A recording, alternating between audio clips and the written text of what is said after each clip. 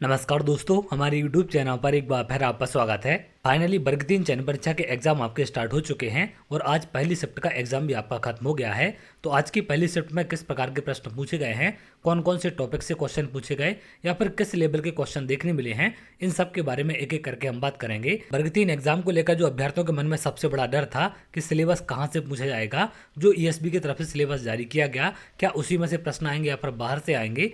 तो यहाँ पर एक बड़ी राहत भरी खबर निकलकर सामने आई है कि जो आपका सिलेबस है उसी सिलेबस के अकॉर्डिंग आपका पेपर डिजाइन किया गया है। बाहर से कोई भी क्वेश्चन आपके नहीं पूछे जा रहे हैं और जो पैटर्न जो सीक्वेंस आपके सिलेबस में दिया गया था उसी सीक्वेंस के आधार पर क्वेश्चन आपके पूछे जा रहे हैं। सेक्शन वाइज आपके पेपर हैं, मिक्स क्वेश्चन आपके नहीं हैं। तो यदि आपने सिलेबस के अकॉर्डिंग तैयारी की है तो आप लोग बेहतर स्कोर कर पाएंगे। तो चलिए हम बात करते हैं सबसे पहले आज की पहली शिफ्ट में कौन कौन से क्वेश्चन आपके पूछे गए हैं। 9 तारीख की पहली शिफ्ट का ये पेपर है।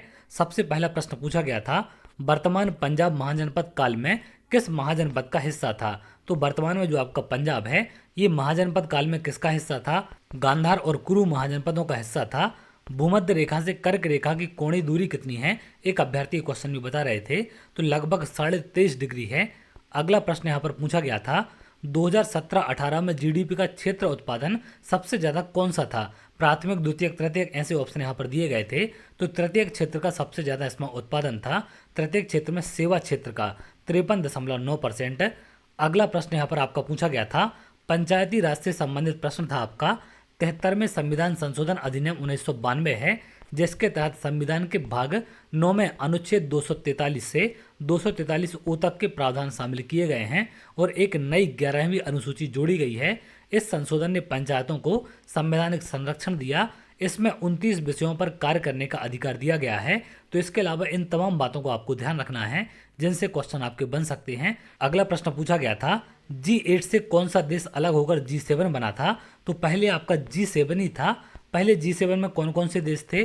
Canada, France, Germany, Italy, Japan, United kingdom और संयुक्त राज्य अमेरिका।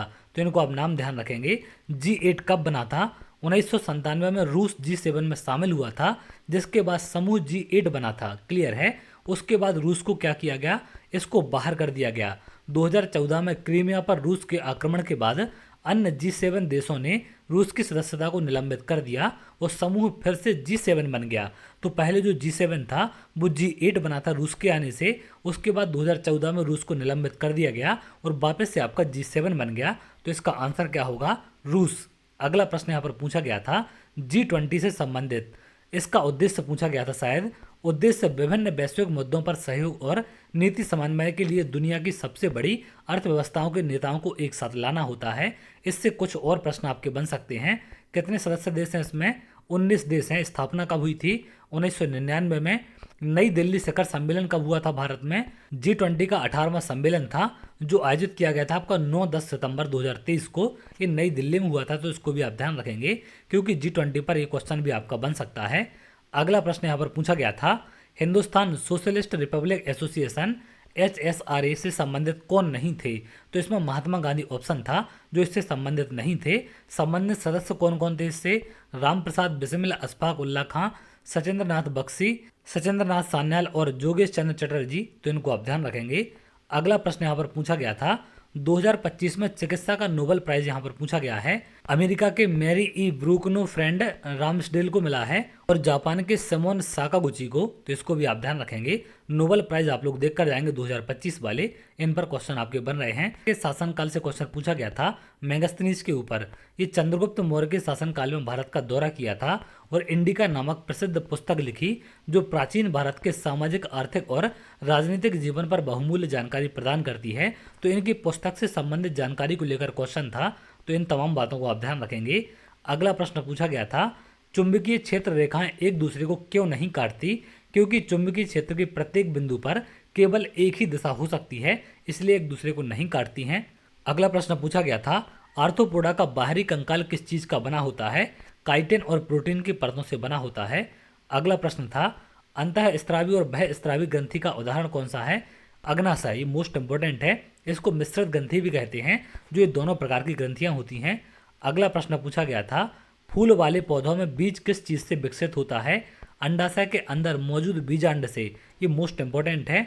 अगला प्रश्न पूछा गया था, समस्थानिक और संभारक से 2-3 क्वेश्चन आपके पूछे गए हैं। अब समस्थानिक आपके क्या होते हैं?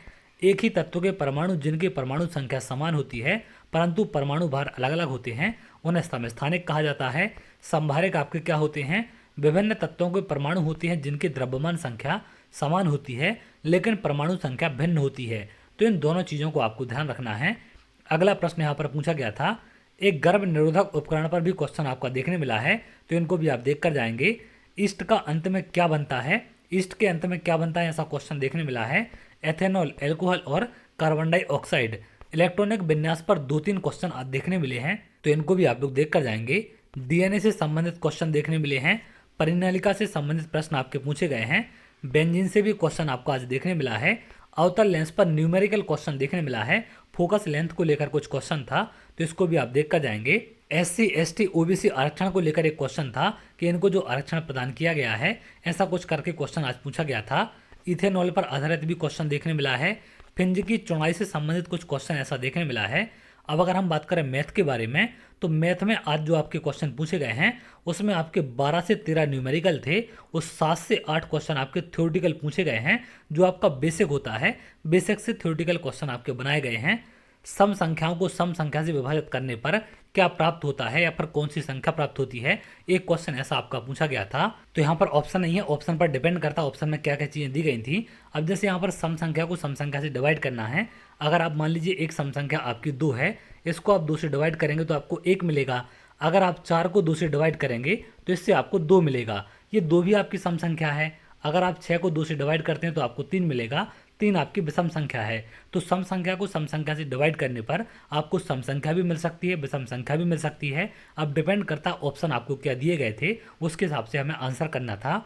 घन का कुल पृष्ठीय क्षेत्रफल दिया गया था और इसका विकर्ण शायद यहाँ पर पूछा गया था, ऐसा कुछ करके क्वेश्चन बता रहे थे। 4 और 6 त्रिभुज की 2 भुजाएं हैं, तो तीसरी भुजा क्या हो सकती है, ऐसी कुछ प्रॉपर्टी पर आधारित आपके क्वेश्चन थे, तो वो भी पूछे गए थे। 50 मीटर ऊंचा लाइट हाउस है और 45 डिग्री कोण बनाता है, तो आधार से उसकी दूरी ज्ञात करनी थी। यहाँ पर त्रिकोणमिति से एक क्वेश्चन आपका पूछा गया था, जो आपका हाइट एंड डिस्टेंस होता है। अगला प्रश्न पूछा गया था, समांतर चतुर्भुज का आधार 107 मीटर है, उसकी ऊंचाई 53 मीटर है, तो क्षेत्रफल क्या होगा, एक क्वेश्चन ये भी आपका पूछा गया है। शंकु से क्वेश्चन देखने मिले हैं। अनुपात समानुपात से क्वेश्चन पूछे गए आपके। बहुपद से क्वेश्चन भी देखने मिला है। एलसीएम एचसीएफ से क्वेश्चन देखने मिले हैं। तो वर्ग 3 का जो भी सिलेबस आपका जारी किया गया है उसी के हिसाब से पूरा पेपर देखने मिल रहा है। आप लोग टॉपिक के हिसाब से तैयारी करके जाएं। आपकी जो इंग्लिश और हिंदी है वो भी आपके टॉपिक के हिसाब से ही पूछी जा रही है। जो टॉपिक आपको सिलेबस में दिए गए हैं तो उन सबको आप लोग देख कर जाएंगे।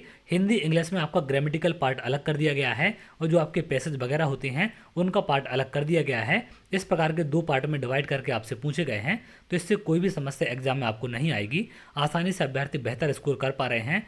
आज की पहली शिफ्ट में जो एवरेज नंबर ज़्यादा लोगों के देखने मिल रहे हैं वो 60 से 70 के बीच हैं, तो आप लोग कम से कम 70 से ऊपर स्कोर करने का प्रयास करें, जिससे आपके सिलेक्शन के चांस बेहतर हो सकें। तो आप लोग अपनी तैयारी को बनाकर रखें।